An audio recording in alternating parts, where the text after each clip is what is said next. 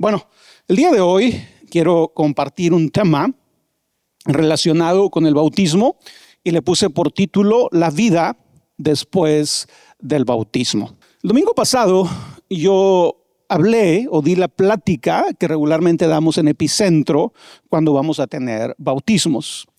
Y yo empecé diciendo el domingo pasado que para mí la plática del bautismo es como esas conversaciones familiares, ¿verdad?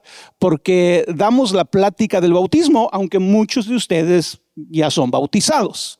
Y siempre les digo, ¿verdad?, que es bueno escuchar de nuevo la plática del bautismo, porque los principios, las verdades del bautismo nos siguen toda nuestra vida, están presentes en nosotros toda nuestra vida cristiana. Así que si nos bautizamos hace 15, 20 años, los principios del bautismo son los mismos, ¿verdad? Y tenemos que estarlos recordando y afirmándonos en ella. Bueno, y la vida después del bautismo, ¿verdad? Es la vida de todo creyente. Es la vida de ti que te bautizaste el día de hoy o la vida de aquel creyente que se bautizó hace 15, 20 años, 30 años. En mi caso, saco cuenta, no quiero decir mi edad.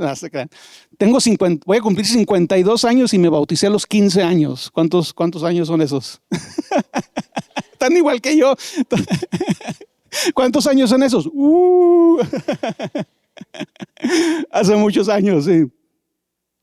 Pero lo que quiero ver el día de hoy, ¿verdad?, es que no importa si nos bautizamos el día de hoy o hace mucho tiempo, estos principios que voy a hablar el día de hoy se aplican a todos nosotros, ¿verdad? Entonces sí, es una plática para aquellos que se bautizaron el día de hoy, pero también es una plática para cada creyente que entendemos que el bautismo marcó nuestra vida. ¿Okay? Después del bautismo, nosotros, de acuerdo a Romanos 6:11, esto es lo que debe de pasar en nosotros. Nosotros debemos considerarnos muertos al pecado, pero vivos para Dios. En Romanos 6, Pablo está desarrollando, entre otras cosas, el tema del bautismo. Y dice que cuando nos bautizamos debemos de considerarnos muertos al pecado, pero vivos para Dios. Lo cual quiere decir que el bautismo no es solo un evento en nuestra vida. No es solamente un evento que sucede un día y luego nos olvidamos de él. El bautismo marca el inicio de una nueva realidad acerca de quiénes somos. Y como dice ese pasaje, ¿verdad? Ya no vivimos para pecar. Esa es la gran diferencia cuando una persona se bautiza, que entiende y que sale de las aguas consciente y con fe, aceptando esta nueva realidad de que ya no vive para pecar, sino que unidos a Cristo vivimos para Dios. Y eso es muy importante que todos nosotros lo entendamos. Vivimos para Dios. Y vivir para Dios es la invitación a vivir una vida llena de propósito.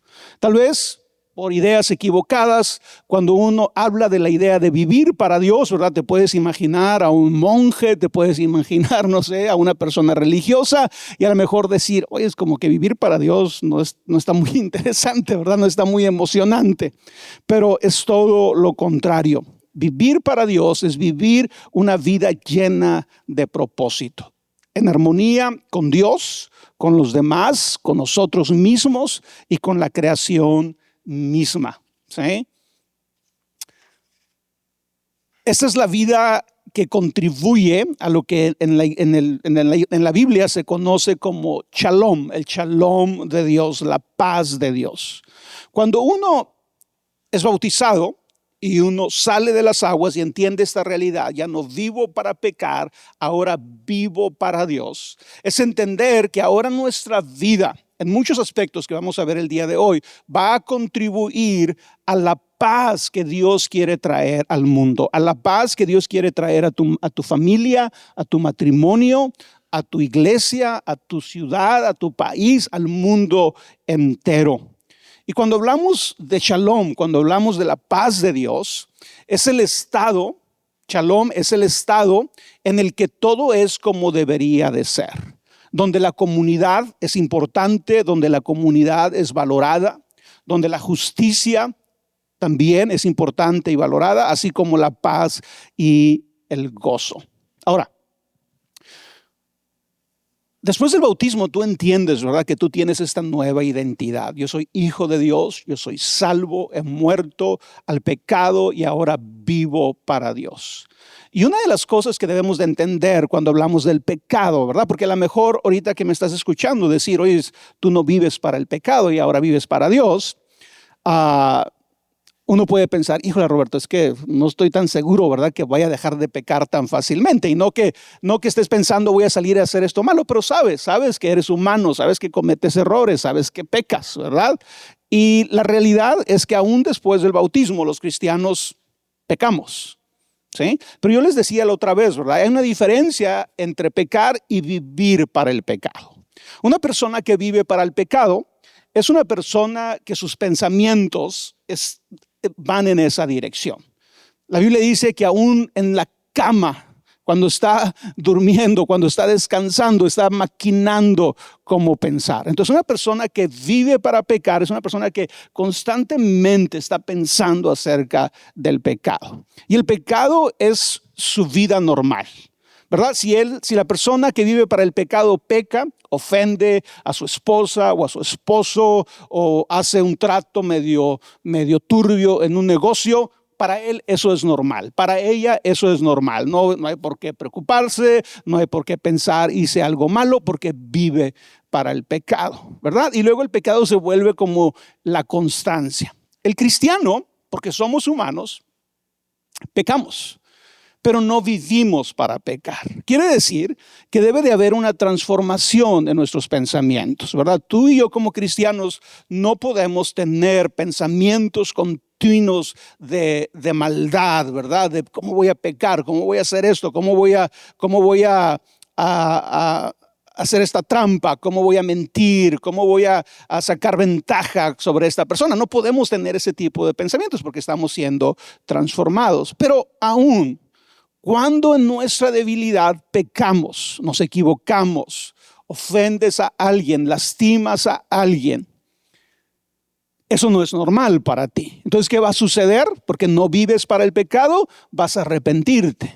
Vas a llegar a Dios y vas a pedir perdón por tu pecado. Y cuando sea necesario, vas a ir con la persona, ¿verdad?, que has ofendido y le vas a decir, ¿sabes qué? Me equivoqué, pequé contra ti, perdóname. Esa es la gran diferencia, ¿verdad?, entre una persona que vive para pecar y un cristiano que vive para Dios y en ocasiones peca porque es humano, porque somos humanos, ¿verdad? Y es muy importante entender el concepto de pecado de acuerdo o en relación a la paz de Dios. Fíjate cómo dijo este teólogo lo que es el pecado. Dijo, el pecado es la perturbación culpable de Shalom. Ahorita yo les decía, Shalom es la paz de Dios, es la paz que Dios quiere en tu matrimonio, en tu familia, en tu comunidad, en tu iglesia, en tu ciudad. Y el pecado es la perturbación culpable, intencional de esa paz. Quiere decir, ¿verdad? Vamos a poner un ejemplo. Vamos a pensar en tu matrimonio, ¿verdad? Tú quieres que la paz de Dios esté en tu matrimonio, pero el perturbar esa paz, ¿sí?, que Dios trajo a tu matrimonio, cuando lo haces intencionalmente, cuando sabes que lo que estás haciendo está mal, ¿verdad? Puedes pensar en un hombre que dice, a mi esposa no le gusta que yo haga esto, o si yo le llamo ciertos nombres a mi esposa, ¿verdad? Esto la va a ofender, esto la va a lastimar, pero aún así lo haces, eso es pecado. Porque pecado es la perturbación culpable de Shalom, ¿sí? Puedes pensar en la paz que hay en esta iglesia, la paz que hay en esta comunidad, ¿sí? Esa es la paz de Dios. Pero si tú intencionalmente, a través de la crítica, a través del chisme, a través de hablar mal de las personas, perturbas esa paz, eso es pecado. ¿Sí? Entonces es muy importante que entendamos, porque a veces cuando pensamos en el pecado, tú y yo simplemente queremos verlo como algo que hacemos solamente en contra de Dios, ¿verdad? Y se vuelve a veces impersonal, ¿verdad? Porque yo no ofendo a nadie, dices tú, yo no estoy causando mal a nadie, pero el pecado, ¿verdad?, tiene que ver con todas aquellas decisiones que tomamos y que afecta o que perturba la paz de Dios, la paz que Dios quiere traer a nuestras vidas. Pero el día de hoy yo quiero concentrarme en hablarte de algunas maneras en las que tú y yo vivimos para Dios. Cosas que tú debes de procurar y explorar en tu vida, especialmente tú que te bautizaste, debes de procurar estas cosas en tu vida. Número uno, vivimos para Dios cuando Él ocupa el centro de nuestra vida. ¿Cómo sabes si tú estás viviendo para Dios? Bueno, la pregunta es más importante, ¿verdad? La pregunta principal es ¿qué tan importante es Dios para ti? Si Él ocupa el centro de tu vida, quiere decir que estás viviendo para Dios. Por ejemplo, si tú eres un hombre casado y yo te pregunto, ¿para quién vives tú? Obviamente tú me vas a decir, para mi esposa, para mis hijos. ¿Y cuál es la manera en que tú demuestras que tú vives para tu esposa y para tus hijos? Tú me vas a decir, es que todo lo que yo hago, lo hago para ellos. Yo trabajo para ellos. Yo estoy en mi casa invirtiendo tiempo para ellos. ¿Sí me entiendes? Todo lo que hacemos gira alrededor de aquellas personas que son importantes para nosotros. Entonces vivimos para Dios cuando Él ocupa el centro de nuestra vida. Y a esto llamamos adoración. Un creyente, una persona que se ha bautizado, debe de convertirse en un adorador. Tú tienes que ser una persona que adora a Dios. Pero ahora te doy la definición de adorar, ¿verdad? Porque puede haber algunas ideas equivocadas. ¿Qué es adorar? Adorar es amar a Dios con todo tu corazón y honrarlo con tus palabras, acciones y con tu vida. No solo en la iglesia, sino en cada día, en todo lo que haces. Entonces, vivir para Dios es reconocer que fuimos creados para vivir en una relación personal con Él. Y eso es con lo que quise empezar, de que vivimos para Dios cuando somos adoradores. Porque eso es lo que marca la diferencia entre una religión y una relación. Tristemente, hay personas que llegan a la iglesia cristiana, pero llegan a una religión. No llegan a una relación. Cuando hablas con ellos, te das cuenta que Jesús no es el centro de sus conversaciones, no es el centro de quién ellos son. Pueden ser las reglas cristianas, pueden ser los principios cristianos, puede ser la ley cristiana, pero no es Jesús. Y yo creo que eso no es una buena señal. Cuando tú y yo somos adoradores, el centro de nuestra vida, el centro de nuestra fe es una relación personal con Jesús. ¿Sí? Así que todos los que se bautizaron el día de hoy es como anticipar esta realidad. El centro de mi vida va a ser una relación personal con Jesús. Sí, los principios cristianos son importantes. Sí, los mandamientos de la Biblia son importantes. Pero el centro de tu fe es una persona. No es un mandamiento, no es un principio. El centro, el corazón de tu fe es una persona. Su nombre es Jesús. Así que si tú un día dices, ¿cómo puedo expresar mi fe? ¿Cómo puedo expresar lo que está en mi corazón? Más que hablar de los 10 mandamientos, más que hablar de todos los principios cristianos que podamos tener y que son muy buenos y que debemos de tenerlos, ¿verdad? La manera en la que tú puedes expresar tu fe es hablando de Jesús. Hablando de quién Jesús es, expresando lo que Jesús ha hecho en tu vida. Entonces, vivimos para Dios cuando somos adoradores, cuando Jesús es el centro de nuestra vida. Y la adoración, porque a veces confundimos esto, no se limita a cantar los domingos. Cantar los domingos es muy importante, es parte de nuestra vida espiritual, es parte de nuestra adoración, pero no se limita a cantar los domingos, sino que se refleja en nuestra obediencia, en nuestra integridad, en nuestra gratitud, en nuestra entrega. Adorar es vivir una vida que agrada a Dios. ¿Sí?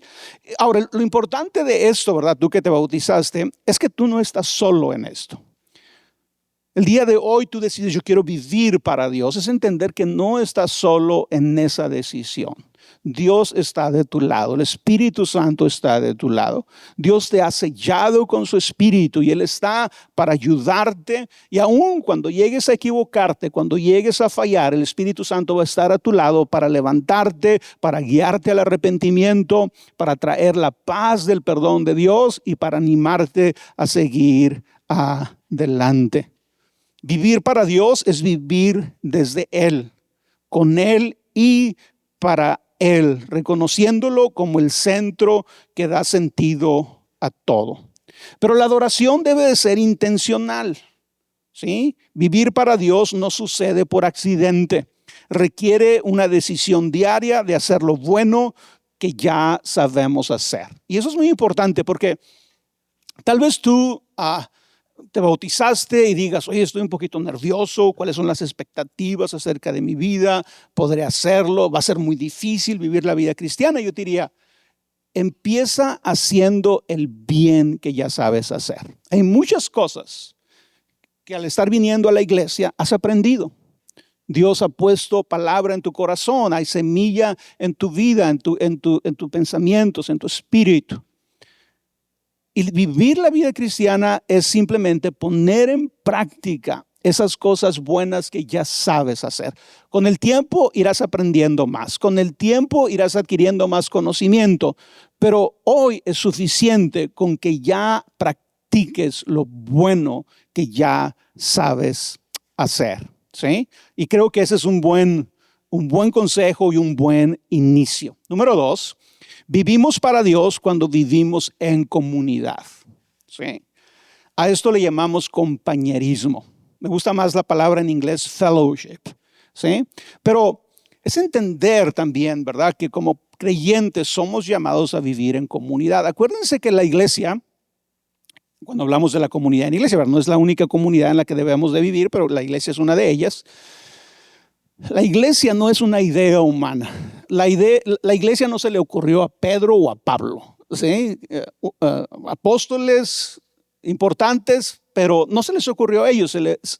La iglesia nació en el corazón de Jesús. El primero que dijo, voy a edificar mi iglesia. La primera vez que tú y yo leemos la palabra iglesia en el Nuevo Testamento es de los labios de Cristo, ¿sí?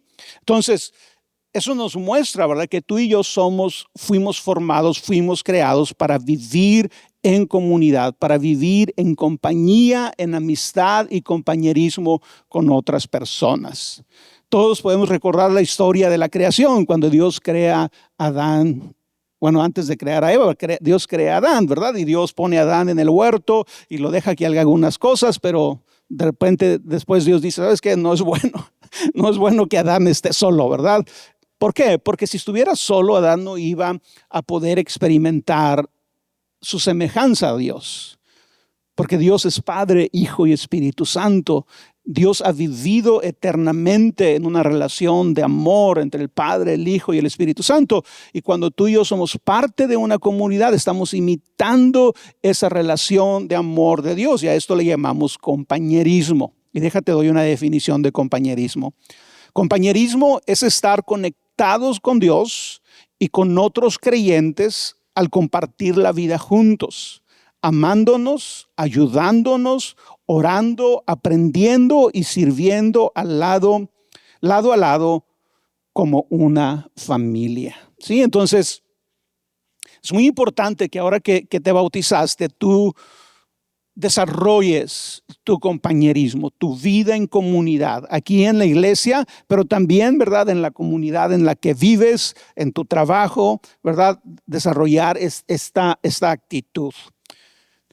Y fíjate, ¿verdad?, lo que dice la Biblia de los primeros creyentes, los primeros que creyeron en Jesús después de su muerte, resurrección y ascensión, les hablaron de Jesús, conocieron a Jesús y se bautizaron. Pero luego fíjate cómo dice la Biblia, cómo vivían. Dice, todos los creyentes estaban muy unidos, compartían lo que tenían, comían juntos con alegría y el Señor añadía a los que iban siendo salvos.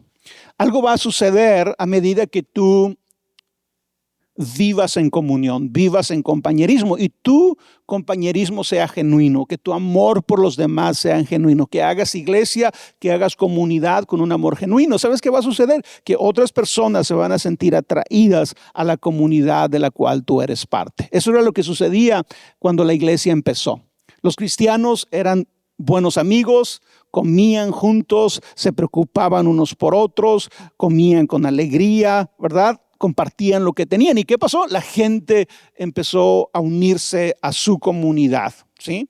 Entonces, la vida cristiana no es solitaria. Fuimos creados para ser parte de una familia espiritual. Así que el día de hoy, cuando piensas en tu bautismo, es también empezar, ok, este bautismo también me está llamando a ser parte de mi comunidad. Yo tengo que ser intencional. Sí, las otras personas también tienen que buscarte a ti, tienen que crearse las relaciones, pero tú también tienes responsabilidad de integrarte a la comunidad. ¿Sí? El compañerismo es compartir la vida, los recursos, el tiempo y la fe. Es contribuir al shalom, a la paz de Dios para los demás, con amor sincero y desinteresado, ¿verdad? Ahorita estamos hablando, ¿verdad? Cómo ya no pecamos, ahora vivimos para Dios y contribuimos al shalom, a la paz de Dios. Quiere decir que tú ahora eres un creyente, eres parte de una iglesia y tú vas a ser sabio en lo que dices, vas a ser sabio en cómo tratas a los demás, porque no vives para pecar, vives para Dios y tú lo que quieres es contribuir a la paz que Dios quiere traer a nuestro mundo. Número 3, vivimos para Dios cuando somos transformados por Él. A esto le llamamos discipulado. Es nuestro compromiso como personas bautizadas de ahora en adelante vivir una vida en la cual estamos siguiendo a Jesús, donde escuchamos sus palabras y tomamos la decisión de obedecerlo. Va a ser un proceso, no te asustes, va a ser un proceso. Dios va a ser paciente contigo, pero en ti debe de haber la firme convicción de que tú quieres seguir a Jesús. ¿Qué es discipulado? Discipulado es aprender a seguir a Jesús en la vida diaria, creciendo en la fe, obedeciendo sus enseñanzas y ayudando a otros a hacer lo mismo, paso a paso, con amor y paciencia. ¿Sí? Entonces, ahorita yo les decía, empieza haciendo lo que ya sabes. Hay muchas palabras de Jesús que tú ya sabes. Hay mandamientos de Jesús que tú ya sabes. Lo que tú puedes hacer es empezar el día de hoy, esta semana, simplemente practicando eso que tú ya sabes que Jesús dijo. Y eso te convierte en su discípulo, ¿verdad? Y vas a ser transformado por eso. El bautismo es el comienzo de un proceso de transformación. Ya lo mencioné ahorita, ¿verdad? Es un proceso, no te desanimes, ¿verdad? Como todo proceso, a veces fallamos, a veces nos equivocamos, pero es muy importante no darnos por vencido. No tengo aquí la gráfica, no la puse, pero cuando hablamos del crecimiento cristiano, y si piensas en una gráfica, el crecimiento cristiano no es una línea recta hacia arriba. Los cristianos no crecemos así. Los cristianos crecemos, pero el crecimiento cristiano se ve más así. Al final vamos subiendo, pero en ese subir tenemos algunas bajadas, tenemos algunas fallas, nos equivocamos, somos humanos.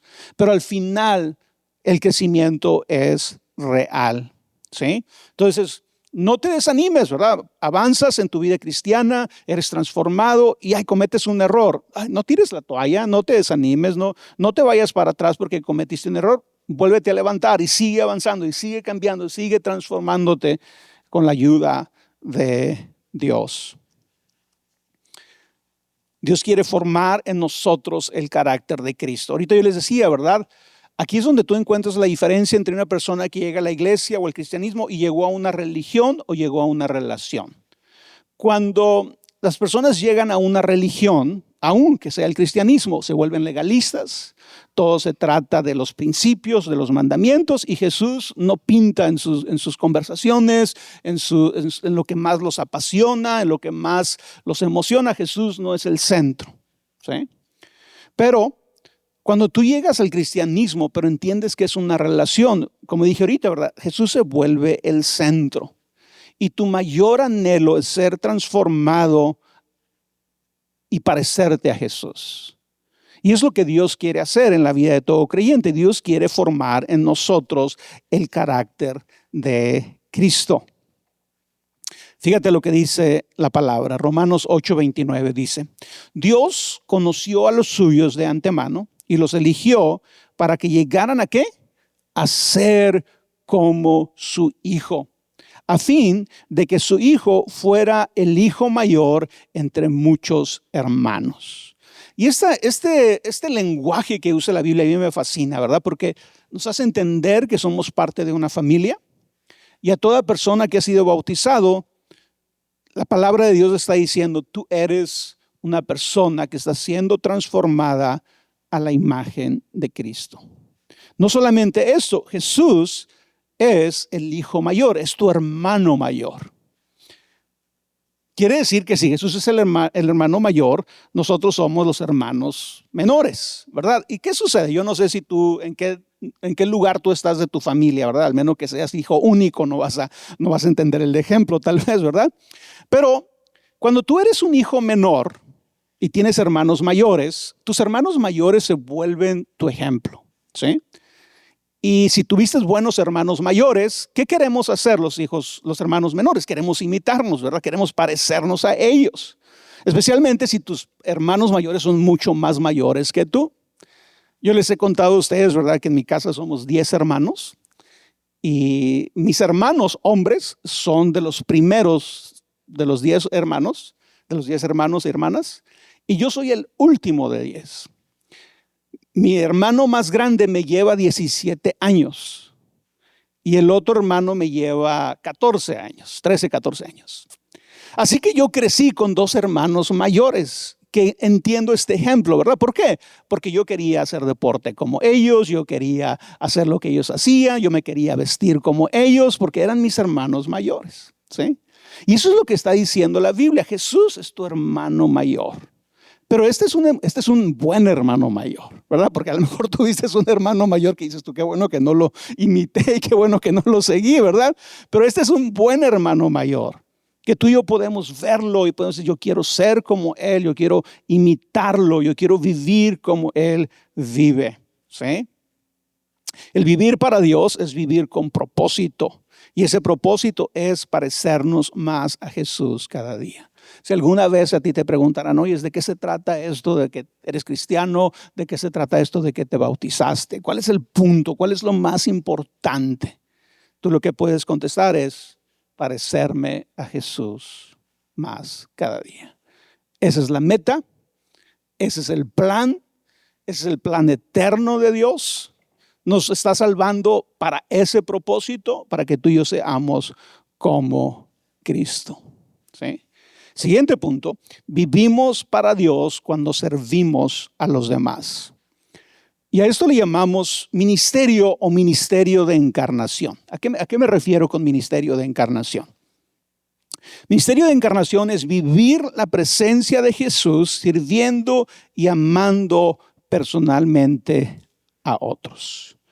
Sí, los creyentes, las personas que hemos puesto nuestra fe en Jesús, somos llamados a servir a los demás.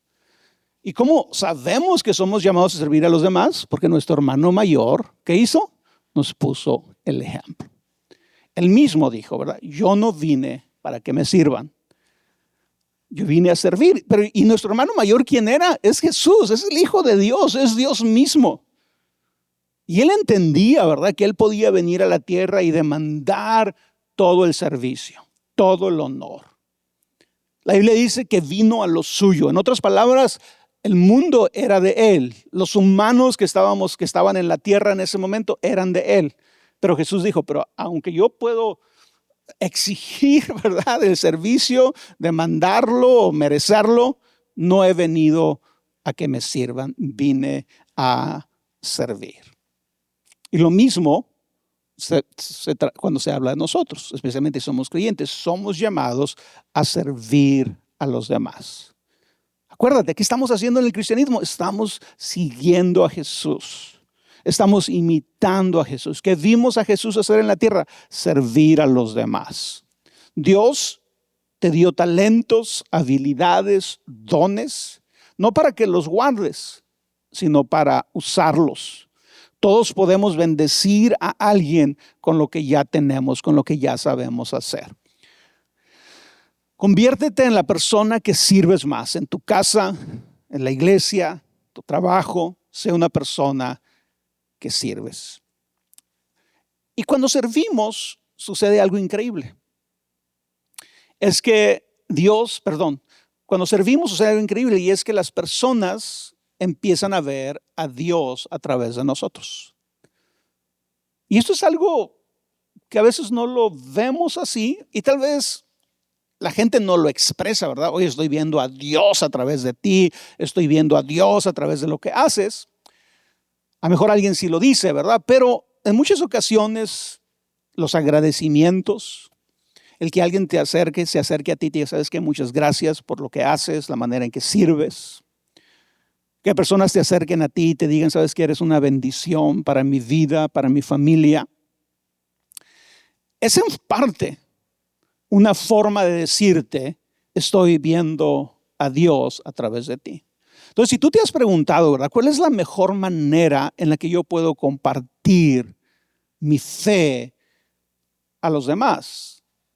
Y va a ser sirviendo a los demás. ¿Sí? Todos tal vez nos sepamos la historia, o algunos de ustedes nos sepamos la historia de Jacob. Jacob tenía un hermano, Esaú, al cual Jacob lo engaña y le roba la primogenitura, ¿verdad? No hay tiempo para entrar en todos los detalles, ¿verdad? En ese tiempo la primogenitura era muy importante. Jacob se la roba y su hermano lo quiere matar. Literalmente dice, yo voy a matar a Jacob por lo que hice. Así que Jacob tiene que huir de donde estaba su hermano. Pero años después, Jacob regresa a la tierra de sus padres, a la tierra donde está su hermano. Y él está pensando, mi hermano me va a matar. Voy a regresar a la tierra, pero mi hermano me va a matar por todo lo que le hice. Entonces Jacob, muy inteligente, dijo, porque vinieron y le avisaron y le dijeron, Jacob, ya viene tu hermano Esaú. Y le dicen, y viene con 400 hombres. Imagínate, ¿verdad? Jacob que va ahí con su esposa, con sus concubinas, con sus hijos, y va todo temeroso porque allá viene su hermano con 400 hombres. Y él está pensando, ¿verdad? Mi hermano me va a matar. Pero así que lo que hace Jacob, dice, voy a estar mandándole regalos, ¿verdad? A medida que vayamos avanzando, le voy a mandar regalos y regalos y regalos. Pero algo había pasado en el corazón de su hermano, que ya no lo quería matar. De hecho, su hermano Esaú quería ver a Jacob, amaba a Jacob, no tenía intención de matarlo, ¿sí? Cuando por fin se encuentran, ¿verdad? Jacob está queriéndole dar los regalos, pero ve la conversación que se da entre ellos. Le dice, no, por favor, insistió Jacob. Porque Saúl está tratando de regresarle los camellos y los burros y todo lo que le mandó de regalos de Saúl. Le dice, yo no los necesito, quédate tú con ellos. No, por favor, insistió Jacob. Si he logrado que me trates bien, acepta este presente que te ofrezco. Ya que me has recibido tan bien, y fíjate lo que le dijo, ver tu rostro es como ver a Dios mismo. Fíjate, a pesar del pleito que ha habido entre ellos, a pesar de las amenazas de Esaú, cuando Esaú se porta bien con su hermano, cuando lo trata bien, su hermano dice, ver tu rostro es como ver a Dios mismo. Por eso los cristianos, los creyentes, somos llamados a tratar bien a los demás. A tratar bien a tus hijos, a tu esposa, a tu esposo, a tus padres, a tus amigos, pero también a las personas, ¿verdad?, que nos encontramos en la calle, las personas de la iglesia. Somos llamados a tratarlos bien. ¿Y qué va a suceder cuando hacemos esto? Las personas van a ver a Dios a través de ti. Las personas van a ver a Jesús a través de ti. Y lo puedes hacer donde estás, en tu trabajo, en tu negocio. Siempre haz las cosas bien, trata a las personas bien. Y ese va a ser el resultado. Tal vez no te van a decir, ¿verdad? Hoy vi a Dios en ti, pero te van a decir, ¿sabes qué? Muchas gracias. Hoy hiciste algo que no me esperaba. ¿Sabes qué? Me trataste de una manera que me hizo sentir muy bien. Y todo eso, ¿verdad? Es, entre otras palabras, ¿verdad? Como si nos estuvieran diciendo, pude ver a Jesús a través de ti.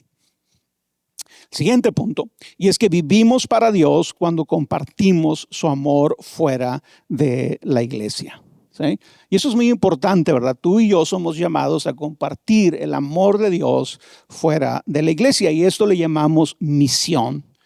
Tú como creyente tienes una misión y tu misión es compartir el amor de Jesús.